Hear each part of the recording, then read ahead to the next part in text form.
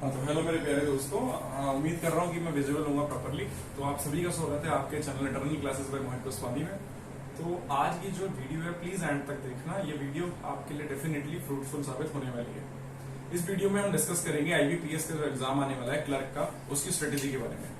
तो एक बार हेडिंग लगा लेते हैं। ज्यादा लंबी वीडियो नहीं होगी, लेकिन पूरी वीडियो पर देख के जाए तो ये और एग्जाम्स में भी आपके काम आ रही होगी। अगर आप बैंकिंग के एग्जाम दे रहे हैं, आईबीपीएस क्लर्क के लिए आपकी जो स्ट्रेटेजी रहने वाली है। लेकिन स्ट्रेटेजी जानने से पहले आप समझ लें सिलेबस क्या होता है इसका। ये जो एग्जाम होता है क्लरिकल पोस्ट पे होता है। बेसिक पे वगैरह आपको सभी को बताई होगी कि कुल मिला के आपको 30,000 की सैलरी लगभग लमसम मिल जाएगी और अलाउंसेज और मिलेंगे। तो अलाउंसेज को ऐड करने के बाद ही इतनी बैठ रही होती है। आईबीपीएस एक ऑर्गेनाइजेशन है, ठीक है। इसकी फुल फॉर्म पता है ना, institute of banking personal selection. अब देखो इसका जो सिलेबस रहता है हमारा, फर्स्ट आता है हमारे पास इस एग्जाम में हमसे पूछता है रीजनिंग। क्या पूछता है हमसे? रीजनिंग, मैथ्स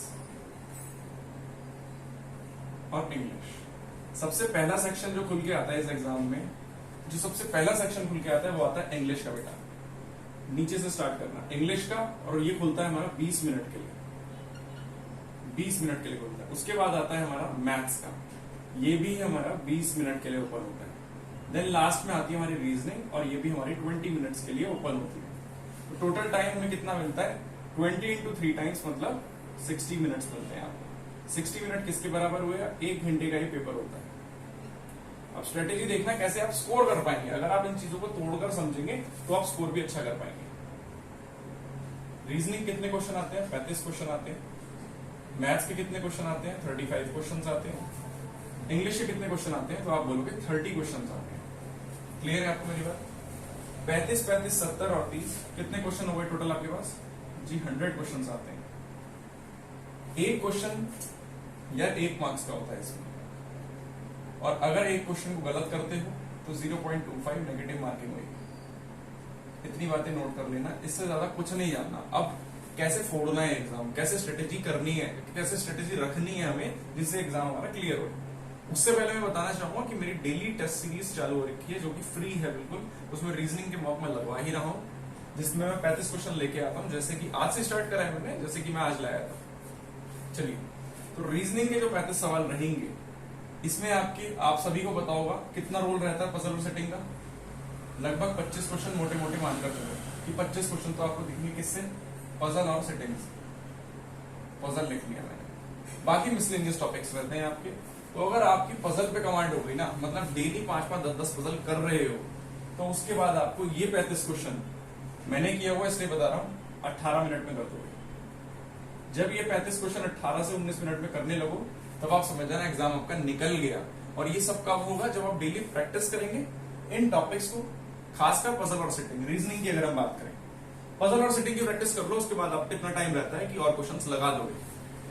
उसके बाद अगर मैथ्स की बात करें, तो अगर आप सिंप्लीफिकेशन की प्रैक्टिस कर रहे हैं ना, सिंप्लीफिकेशन क्लर्क लेवल के एग्जाम में बात कर रहा हूं मैं, बेटा सिंप्लीफिकेशन के क्वेश्चन ही आ जाते हैं 15। तो 35 में से 15, लगभग 15 नंबर आपके हाथ में है, ठीक है। उसके बचे हुए 20 किस में से आते हैं? अरिथमेटिक क्वेश्चन में से आते हैं। तो पहले टॉपिक वाइज तो नहीं बोलूंगा अभी मैं कि टॉपिक वाइज पढ़ो। पहले आप इन सिंप्लीफिकेशन को डेली बेसिस पे आप 10 क्वेश्चन, 20 क्वेश्चन कैलकुलेशंस पे प्रैक्टिस करा करो। जब ये प्रैक्टिस करने लगोगे धीरे धीरे, पजल हो गई 10-12 हमारे कैलकुलेशन प्रैक्टिस हो गई, तो आपको देखने को मिल रहा होगा इससे आप लगभग 25 और इससे लगभग 15, इसका मतलब 40 नंबर, 40 क्वेश्चन अटेम्प्ट कर पा रहे हो। मैं लास्ट फाइनल रिजल्ट पे नहीं पहुंच रहा अभी फिलहाल आपकी अगर जर्नी स्टार्ट हुई है। अगर कोई इस वीडियो को आज भी देख रहा है ना, और उसने बैंकिंग की कभी तैयारी नहीं करी, अगर वो स्टार्टिंग से, मेरी वीडियोस भी काफी डली हुई है इन चीजों के ऊपर, तो कंसेप्ट क्लियर कर सकता है। उसके बाद आप प्रैक्टिस अगर करते हैं, ये सारा खेल प्रैक्टिस का है, सारा खेल स्पीड एक्यूरेसी का है, तो आपकी चीजें अच्छी जा रही होंगी। तो ये सिंप्लीफिकेशन हो गया। जो इंपॉर्टेंट टॉपिक्स है उनके बारे में बता रहा हूँ, वेट इज वेल।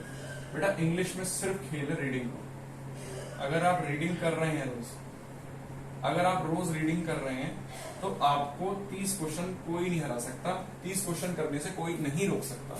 इसमें रूल्स पढ़ के मत जाना, रूल्स काम आने ही नहीं वाले हैं, क्योंकि ये लैंग्वेज है, ये सब्जेक्ट नहीं है, ये लैंग्वेज है। लैंग्वेज हाँ, भले थोड़े बहुत रूल्स आपको पता होने चाहिए, ठीक है, सीखने से पहले लैंग्वेज को। लेकिन अगर आपका नॉर्मल बैकग्राउंड था, इंग्लिश बैकग्राउंड था, तो आप डायरेक्ट रीडिंग पर फोकस करो। जब लैंग्वेज को समझने लगोगे तो एरर समझने लगोगे, कहाँ एरर हो रहा होगा। अगर मैं बोलूं मैं खाना खाते हूं, तो खाते हूं तो खाते आपको पता प्लूरल है, खाता हूं सिंगुलर है, तो मैं वहीं समझ जाऊंगा क्योंकि भाषा को मैंने सीख रखा है, बोल बोल के, समझ समझ के, सुन सुन के। इस चीजों पे आप फोकस करेंगे तो लगभग आप ये 100 क्वेश्चन टच कर पाएंगे 60 मिनट में। ठीक है, ये सब डूएबल है, ये सब पॉसिबल है। इसलिए मैं बता के आया हूं कि अगर आप पजल की प्रैक्टिस रोज कर रहे हैं, ठीक है, कमेंट सेक्शन में मुझे बता सकते हैं, फायदा होता है। तो पजल की प्रैक्टिस रोज कर रहे हैं, एटलीस्ट 10 पजल तो करो यार, 10 से 15 पजल या सिटिंग रोज। ठीक है, 10 से 15 पजल के क्वेश्चन या सिटिंग के रोज डेली करने हैं। कब तक? लगभग 40 दिन तक। 40 दिन के बाद रिजल्ट देखना, आप खुद ही कहोगे मेरे को आके। ठीक है, फिर ये 35 क्वेश्चन छेड़ पाओगे आप। इसके अलावा सिलॉक्स के भी आते हैं इसमें। इसके अलावा रैंकिंग का बहुत रेयर पूछता है, ब्लड रिलेशन आ जाता है, डायरेक्शन डिस्टेंस पूछ लेता है।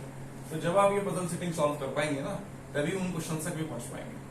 तो मेरा पहला जो मेरा मोटिव है समझाने का, वो ये है कि पजल और सिटिंग आपको डेली बेसिस पे प्रैक्टिस करनी है। सिंप्लीफिकेशन छोड़नी नहीं है एक भी दिन 40 दिन में से। ठीक है, रोज सिंप्लीफिकेशन, रोज कैलकुलेशंस करनी ही करनी है। देन आपको रीडिंग हैबिट बना लेनी कि मैं 15 to 20 मिनट्स डेली निकालूंगा और उसमें अपना रीड करूंगा, कुछ भी रीड करूंगा, लेकिन मैं रीड करूंगा। तो आप देख पा रहे होंगे इन 100 में से यार, इस 100 में से आप इजीली 80+ नंबर ला पाएंगे। ठीक है, 20 तो भी उड़ा दिए। क्यों? क्योंकि अभी आप स्टार्ट कर रहे हैं। इजीली 80+ ला पाएंगे। रीजनिंग ऐसा सेक्शन होता है, अगर आप पजल सिटिंग कर गए तो आपके 35 नंबर कोई नहीं ले सकता। बस और टॉपिक्स को भी पढ़ना है, उसमें सिलॉक्स, ब्लड रिलेशन, डायरेक्शन डिस्टेंस भी आ गया, लेकिन उसके बाद फिर आपसे नंबर नहीं ले सकता कोई। एक पजल बनती 5 क्वेश्चन हाथ में आते हैं आपके, 4 पजल आएंगे तो 20 क्वेश्चन हाथ में आ गए, या 4 सिटिंग आएंगे। ठीक है, अब इसमें 35 की बात रहे, 15 नंबर फ्री के कैलकुलेशन के ऊपर बताओ। उसके अलावा अर्थमेटिक पोर्शन अगर उसको ढंग से भी कर गए तो इसमें मैं 35 नहीं कह रहा, इसमें यार एटलीस्ट आपको 30 क्वेश्चन करने चाहिए और 30 मार्क्स के आएंगे वो। ठीक है, तो आपके भी 30 मार्क्स आने चाहिए, क्योंकि इसमें एक्यूरेसी का खेल है और एक्यूरेसी बनती है मैथ्स और रीजनिंग। इसीलिए मैं फोकस हूं इस पर। अगर यहां से आप 65 क्वेश्चन कर जाते हैं ढंग के, उसके बाद खेल होता है इस 30 क्वेश्चन का। इस 30 क्वेश्चन को टच तो आप कर आएंगे, लेकिन मैं पूरे नहीं मान रहा, तो हम 20 भी लेकर चलेंगे तो हमारे 85 नंबर होंगे। लेकिन यहां से मुझे 65 लेने ही लेने हैं हाल में। अगर इन 2 सेक्शन से 65 नंबर ले लिए तो आपको इस एग्जाम को फोड़ने से कोई नहीं रोक सकता। इससे 65, इससे मैं बचे हुए 20 तो लूंगा ही लूंगा, मरे से मरे नंबर है 20। अगर आप थोड़ा सा इंग्लिश को स्ट्रॉन्ग कर लेंगे रीड कर करके, तो 25 नंबर हाथ में, कोई शक नहीं है इसमें। तो अगर वीडियो अच्छी लगी हो तो लाइक करेंगे, शेयर करेंगे और इस पर कमेंट कर देंगे यार। सब्सक्राइब करना हो तो कर लेना इफ यूजफुल लगती है आपको, लेकिन इसको शेयर जरूर करेंगे। ठीक है, ऐसी वीडियोस में लाता रहूंगा। और मेरी जो सीरीज चल रही है फ्री की रीजनिंग के ऊपर, उसको ज्वाइन कर सकते हैं। मैं डेली 12 साढ़े 12 के करीब आता हूँ लाइव। इवेंट तो लग ही जाएगा इस पर, वो आपको पता लग जाएगा सब्सक्राइब करने के बाद। तो इतनी बातों का ध्यान रखेंगे। चलिए, धन्यवाद।